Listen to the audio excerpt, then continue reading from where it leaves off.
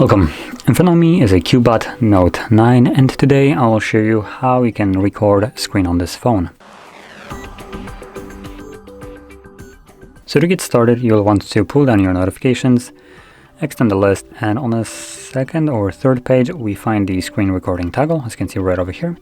So once you locate it, simply tap on it. This will give us the limited options. So we have the options for audio recording, you have microphone, device, or both, and obviously the toggle to record audio or not record audio in general. Now when it comes down to recording both device and microphone, I do recommend using some headphones for this, otherwise you'll have some unwanted echo effect where the microphone picks up the speaker. And below that we have the show touches on the screen, so this will just record a semi-transparent gray dot wherever your finger was pressing the display, so it's visible in the recording. I'll turn it on so you can just see how that looks like, and from there I'm going to select start. It starts the countdown from 3, and as you can see it's now recording. So whatever app you open right now will be recorded, although it might be limited. Things like Netflix will not be recorded, or it will, but just a black screen, so keep that in mind.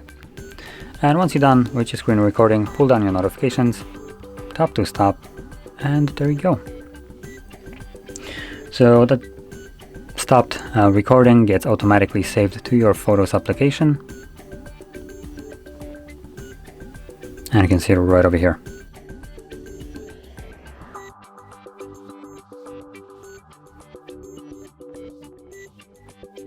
You can see this grayish dot that was my finger.